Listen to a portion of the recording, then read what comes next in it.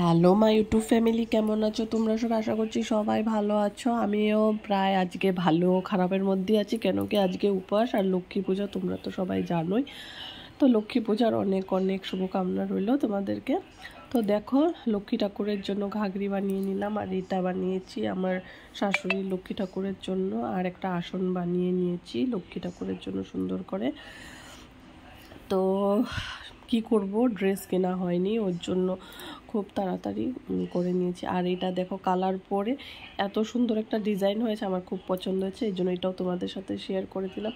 তারপর এই দেখো লক্ষ্মী ঠাকুরের কিছু ফটো।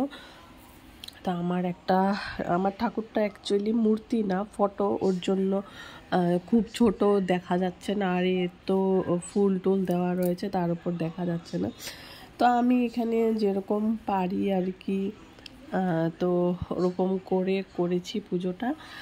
জানি না ভুল শুদ্ধ কি করেছি, তো ঠাকুরই জানে। আর তোমাদের যদি মনে হয় যে এখানে কিছু ভুল হয়েছে, তা আমাকে বলবে, আগামীতে আমি ঠিক করার চেষ্টা করব।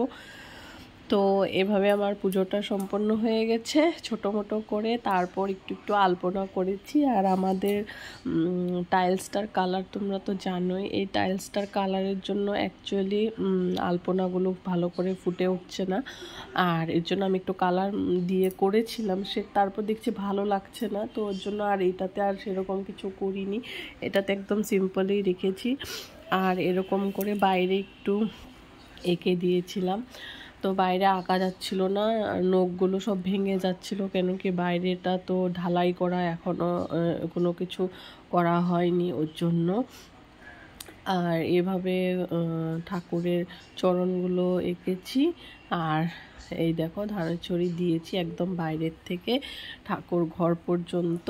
তো এইদিকে করতে আমার কোনো অসুবিধা হয়নি, তো এদিকে খুব তাড়াতাড়িও করতে পেরেছি, কিন্তু বাইরেরটা করতে একটু অসুবিধা হয়েছিল, নখগুলো ভেঙে গেছে পুরো। তো কোনো অসুবিধা নেই, আবার তো নখ হয়ে যাবে। তো যাই হোক, তারপর এই আজকের লক্ষ্মী ঠাকুরকে একটা নতুন মালাও এনে দিয়েছে, খুব কিউট মালাটা, তো আমার ভালোও লাগছিল মালাটা। আর শাড়ি পরেছি দেখো, আর সকাল থেকে উপোস করেছিলাম, তো এখন একটু প্রসাদ নিয়েছি, তো প্রসাদ খাচ্ছি, খুব খিদে পেয়ে গেছে। আর আজকে দেখো আবার আমি সুন্দর করে পায়ে আলতা পরে নিয়েছি, তো খুব তাড়াতাড়ি হুলস্থুলের মধ্যে পরেছি, তো পারফেক্ট হয়েছে মোটামুটি।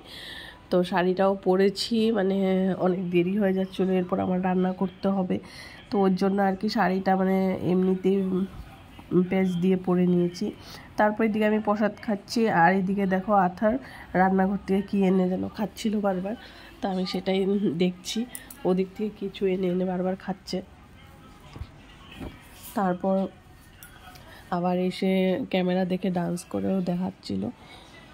তারপর ওইদিকে আমার হাজব্যান্ড বসে বসে মোবাইল দেখছে, আর আমি এই দেখো আলপনাগুলো যতই দেখাই ভালো করে বোঝাই যায় না। এরপর আমি ভাত রান্না করলাম, প্লেন ভাত, ভেবেছিলাম খিচুড়ি বানাবো, পরে বলছে খিচুড়ি খেলে সকাল থেকে উপাস করে আছো, পরে আবার গ্যাস হবে, ওর জন্য আর খিচুড়ি বানাইনি।